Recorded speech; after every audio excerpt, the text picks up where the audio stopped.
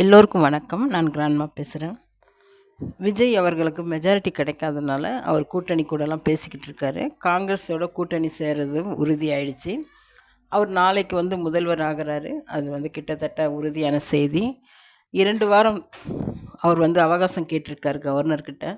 எதுக்காகனா அவருடைய மெஜாரிட்டியை நிரூபிக்கிறதுக்காக. இருந்தாலும் நாளைக்கு பதவி பிரமாணம் திரு விஜய் அவர்களுக்கு செய்து வைக்கப்படுகிறது. இவ்வளவு பரபரப்பான சூழ்நிலையிலையும் எல்லாரும் ரொம்ப பெருசாக பேசுகிறது எதை பற்றினா, திரு ஸ்டாலின் அவர்கள் அவருடைய சொந்த தொகுதியிலே எப்படி தோற்று போனார், அதை பற்றி தான் எல்லோரும் பேசிக்கிட்டு இருக்காங்க. அதுக்கு பல காரணங்கள் சொல்கிறாங்க. ஸ்டாலின் அவர்கள் தோற்று போனதுக்கு முக்கியமான காரணம் என்ன சொல்கிறாங்கன்னா, அதுக்கு சேகர் பாபு தான் காரணம். அவர் தான் முழுக்க முழுக்க அந்த தொகுதியில் தேர்தல் பணிகளை கவனிச்சுக்கிட்டாரு. நான் பார்த்துக்கிறேன், நீங்கள் உங்கள் வேலையை பாருங்கள் சொன்னதால் முதல்வர் அவர்கள் அங்கே பெருசாக பிரச்சாரம் பண்ணலை. கடைசி 3 நாளில் தான் பிரச்சாரம் பண்ணார். அதுதான் முக்கியமான காரணம்ன்ட்டு எல்லோரும் சொல்கிறாங்க. இன்னொரு காரணம் என்ன சொல்கிறாங்கன்னா, இப்போது ஸ்டாலின் அவர்களை தோற்கடித்த அந்த வேட்பாளர் முதல்ல டிஎம்கேல தான் இருந்தார். 2006 இதே கொளத்தூர் தொகுதியில் ஸ்டாலினுக்காக அங்கே தேர்தல் பணி செஞ்சு ஸ்டாலின் அவர்களை அவர் ஜெயிக்க வச்சுருக்காரு. இப்போ தோக்க வச்ச அதே வேட்பாளர் 2006 ஸ்டாலினை அந்த கொளத்தூர் தொகுதியில் ஜெயிக்க வச்சுருக்காரு.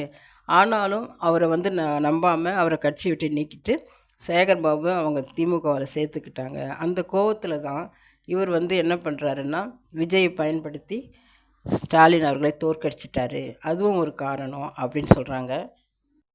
இது போல் பல காரணங்கள் சொல்கிறாங்க. ஸ்டாலின் தோற்று போனதுக்கு, குளத்தூர் தொகுதியில் தோற்று போனதுக்கு பல காரணங்கள் சொல்கிறாங்க. ஆனால் எனக்கு என்ன தோணுதுன்னா, இவர் ஏன் சொந்த தொகுதியிலே தோற்று போயிட்டாருன்னு தோணுதுன்னா, ஸ்டாலினும் அவருடைய மகன் உதயநிதியும் பல நேரங்களில் திரு எடப்பாடி அவர்களை கிண்டல் பண்ணுவாங்க. 10 தோல்வி பழனிசாமி அப்படின்னு சொல்லுவாங்க. 2 பேருமே சொல்லுவாங்க. சட்டமன்றத்தில் கூட இந்த வார்த்தையை அவங்க சொல்லியிருக்காங்க.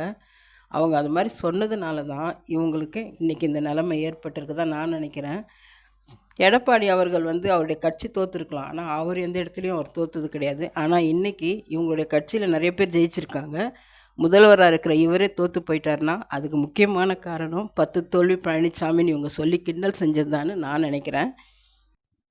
அடுத்ததாக இவருடைய தோல்விக்கு, திரு ஸ்டாலின் அவருடைய தோல்விக்கு என்ன காரணம்னு நான் நினைக்கிறேன்னா, இதே கொளத்தூர் தொகுதியில் இதே சேகர் பாபு என்ன பண்ணார், முதல்வர் அவர்களை வெட்ட வெளியில் நிற்க வச்சுட்டு ரோட்டில் பெண்களை டான்ஸ் ஆட வச்சார். கையில் ரூபா கொடுத்து டான்ஸ் ஆட வச்சார். அதை பார்த்து முதல்வர் ரசிச்சுக்கிட்டு இருந்தார். ஒரு வெட்ட வெளி இடத்துல பெண்களை டான்ஸ் ஆட வச்சு அதை ரசிக்கிறது அது எவ்வளோ தவறான விஷயம். அதை பார்த்து சேகர் பாபு கையை தட்டிக்கிட்டு சிரிச்சுக்கிட்டு இருந்தார். இதுவும் ஒரு காரணம்தான் திரு ஸ்டாலின் அவர்கள் தோற்று போனதுக்கு. 1996 இதே மாதிரி தான் செல்வி ஜெயலலிதா அவர்களும் தோற்று போயிட்டாங்க. அவங்க அப்போ முதல்வராக இருந்து தான் தோற்று போயிட்டாங்க.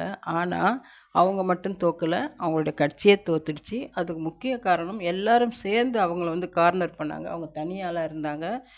எல்லாருமே சேர்ந்து அவங்கள கார்னர் பண்ணாங்க. அதுவும் இல்லாமல் இந்த சன் டிவியில் அப்போ இருந்தது சன் டிவி மட்டும்தான். மற்ற சேனல்லாம் நியூஸ் சேனல்லாம் அவ்வளோ இருக்காது. அந்த சன் டிவியில் எந்த அளவுக்கு ஜெயலலிதா அவர்களை தவறாக பேசணுமோ அந்த அளவுக்கு தவறாக பேசி அவங்களுக்கு கெட்ட பேரை ஏற்படுத்தினாங்க.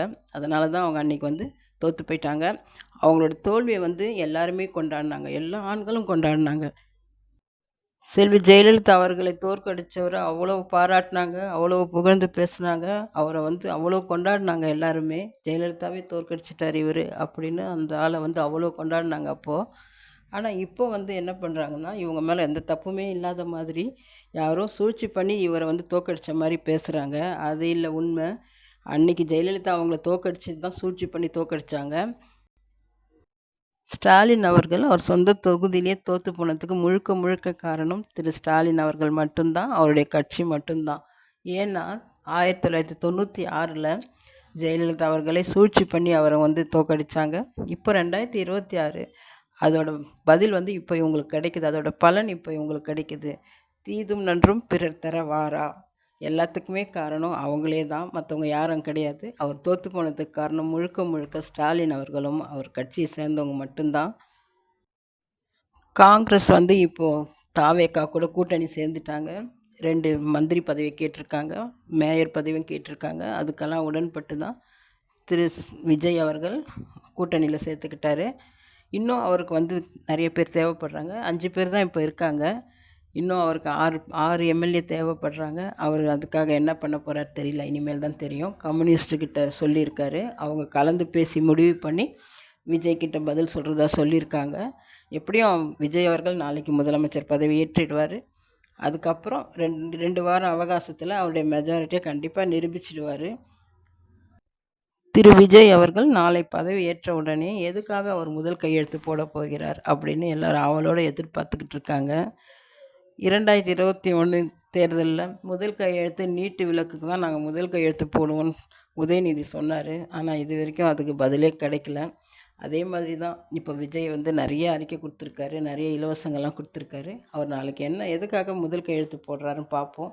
எல்லோரும் அதுக்காக தான் ஆவலோட காத்துக்கிட்டு இருக்காங்க. ஸ்டாலின் அவர்கள் நேற்று அவருடைய சொந்த தொகுதியான கொளத்தூருக்கு போயிருந்தார்.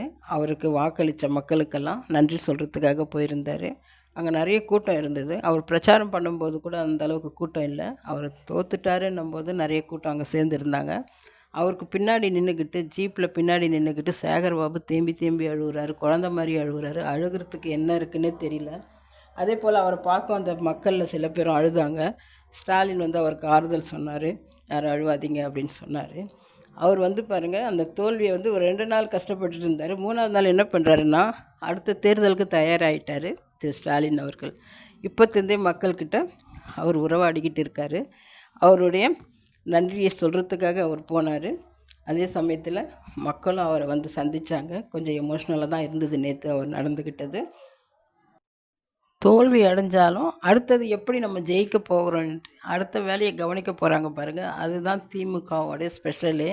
அந்த கட்சியில் எப்போவுமே அப்படி தான். தோற்றுட்டாலும் அதை பற்றி அவங்க தோண்ட விட மாட்டாங்க. தோண்ட விட மாட்டாங்கன்னா வருத்தப்படுவாங்க. இருந்தாலும் அதையே நினச்சிக்கிட்டு இருக்காமல் அடுத்த வேலையை அடுத்தது எப்படி நம்ம ஜெயிக்க போகிறோங்கிற வேலையில் இறங்கிடுவாங்க. இனிமேல் எதிர்க்கட்சி ஆகிட்டாங்க இல்லையா? இனிமேல் பாருங்கள் எவ்வளோ போராட்டங்கள் எவ்வளோ நடக்க போகுதுன்னு பாருங்கள். காங்கிரஸ் தாவேக்காவோட கூட்டணி போனதுனால இப்போவே காங்கிரஸை திட்ட ஆரம்பிச்சிட்டாங்க. துரோகிங்க, நன்றி கிட்டவங்க அப்படின்னு காங்கிரஸை வசைப்பாட ஆரம்பிச்சிட்டாங்க திமுககாரங்க. இனிமேல் இவங்களுடைய வேலை இதுவாக தான் இருக்கும்.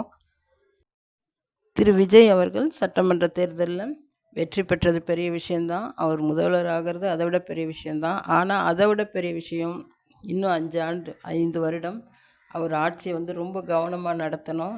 ஏன்னா அவருடைய ஆட்சியில் சின்ன தவறு நடந்தால் கூட அதை பெருசாக்கி மக்கள்கிட்ட கொண்டு போய் சேர்ப்பாங்க.